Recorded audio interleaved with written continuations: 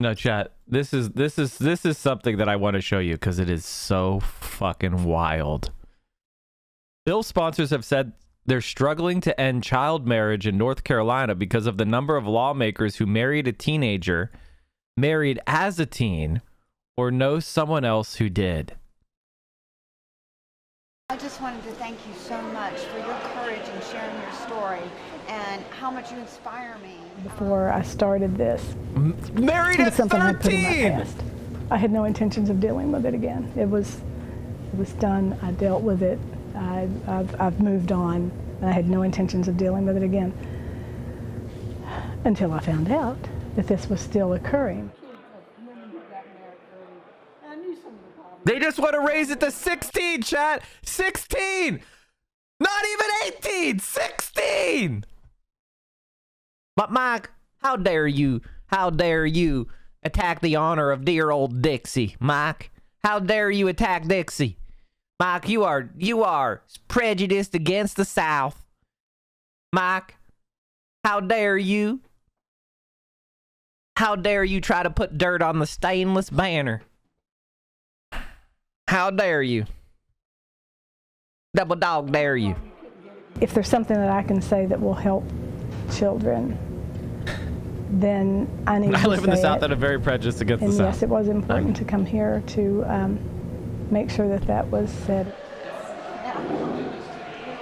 Notice that she's... Oh, God, dude. This is so fucked up, man. 414. Go ahead. A North Carolina girl never intended to be in this situation. Pregnant at 15, marrying the 17-year-old father, but it was 1996.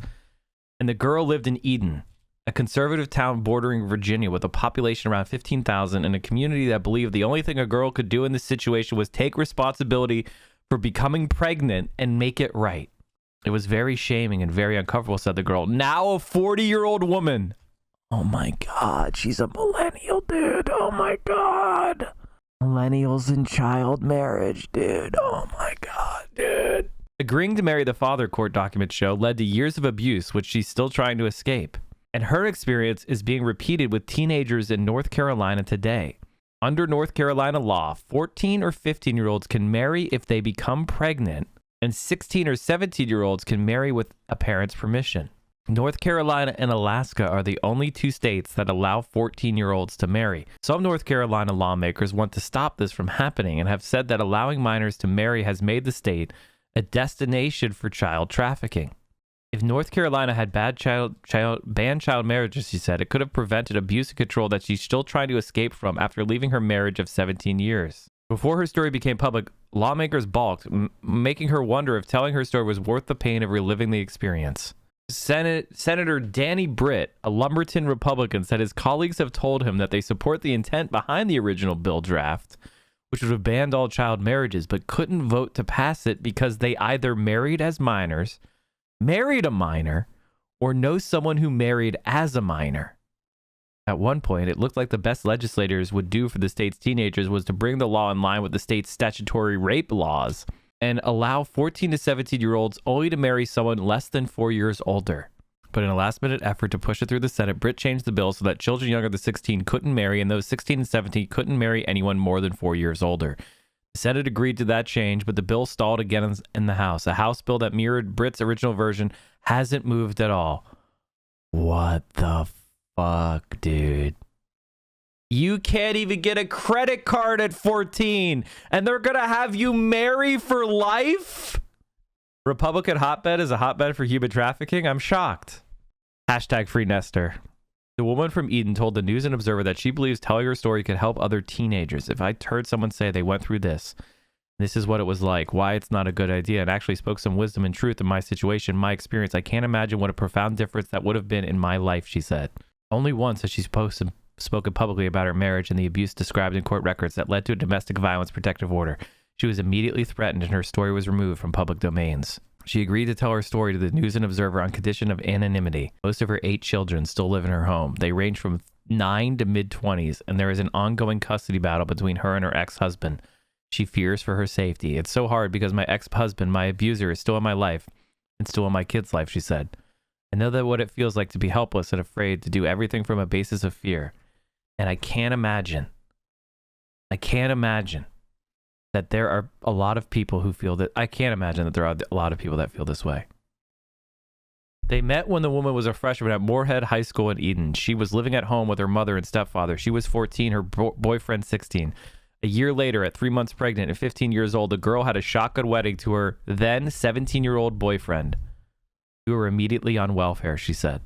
The News and Observer obtained a copy of her marriage certificate to confirm the marriage and the ages of the bride and groom.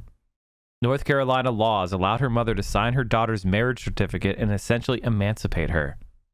Casey Swegman of Terra Justice Center said in North Carolina and some other states, even if a girl becomes emancipated, if she is married, she is treated as if her husband is her guardian. What the fuck?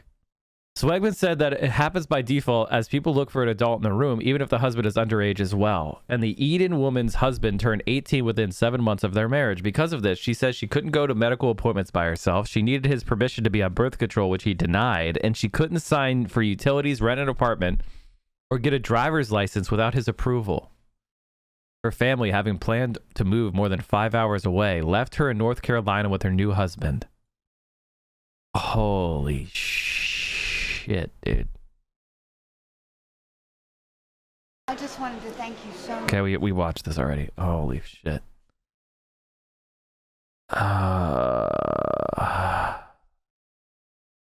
Holy fucking hell. The judge turned the question to her. She said she told the judge about the abuse she endured and she feared he would do it again. The judge granted the Eden woman custody over their children, with the father getting them on weekends, according to court records. The judge also allowed the woman to move back into her house and granted her a 1-year domestic violence protective order. The order prevented her husband from contacting her, being within 500 feet of her or her house, and damaging or getting rid of her property.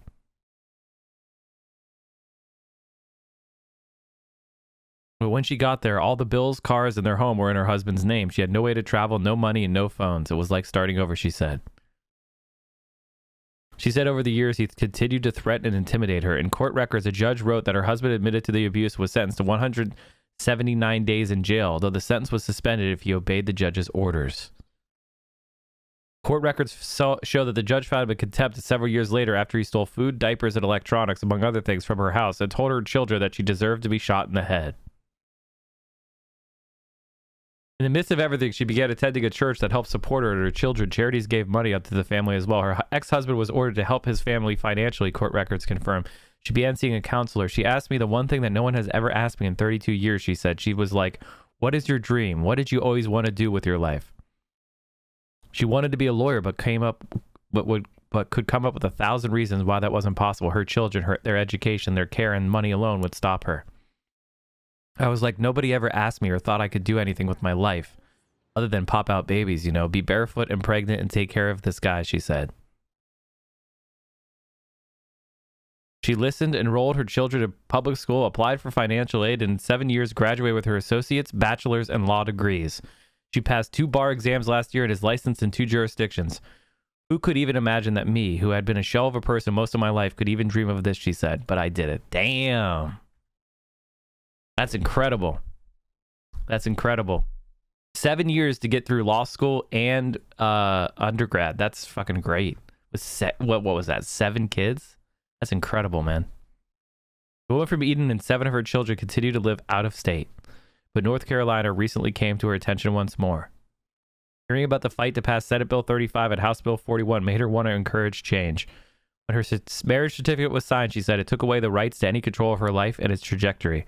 I think that there was the worst thing that I could have done at the time, especially at 15 years old, and I thought it was a life sentence, she said.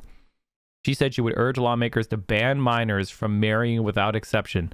What's the harm in waiting, right? She said. Just the amount of damage that can be done, that it can do to get married as a minor far outweighs any benefits. Holy fucking hell, dude. Jesus Christ. Jesus Christ. Don't forget about the Romeo and Juliet law still on the books in many states. Yeah. It isn't just a problem in the South. It's 16 here in Washington State. Yeah. What is it in old PA? I bet you it's 16 in PA. You try to say you're better than me, Yankee? You try to say you're better than me, Yankee? This is age of consent. It was raised to 16 in 1995. Age of consent is not the same thing as marriage. Yeah, this is age of consent. All right, let's close that. We don't want to discuss the age of consent. Okay, no Vosh moments here. All right. Chatty chat. r/neoliberal.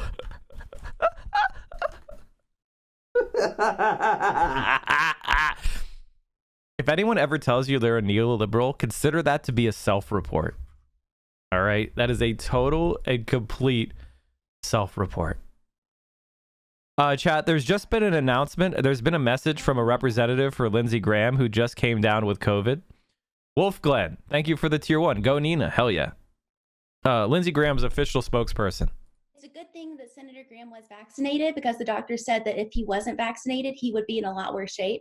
And I don't mean like an octagon or like a pear shape. He could be like in a heavenly shape, you know? So we're happy he was vaccinated.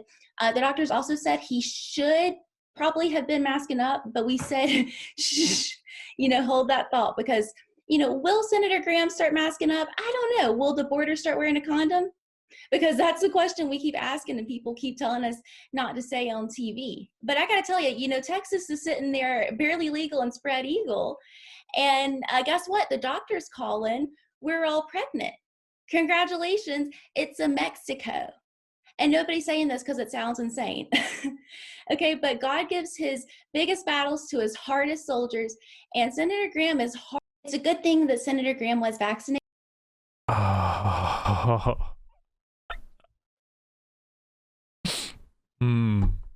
I love me some Blair, chat. I love me some Blair. We do politics here every morning starting at 10 a.m. 10 a.m. Eastern, 7 a.m. Pacific. You can watch us here on Twitch. We're the morning guy. The morning politics guy. Politics Frogs in every single day. Same time, 10 a.m. Day in, day out. And we carry you through your morning and early afternoon politics needs. And if you need more, Mike from PA, we have a YouTube channel. We talked about Suburbs, the My Pillow guy, Ted Cruz. We talked about DSA. Amazing. Making fun of Tim Pool. Amazing. Look at all of these amazing videos. Get in there, watch them. We have me on Twitter. You got to follow me on Twitter, chat.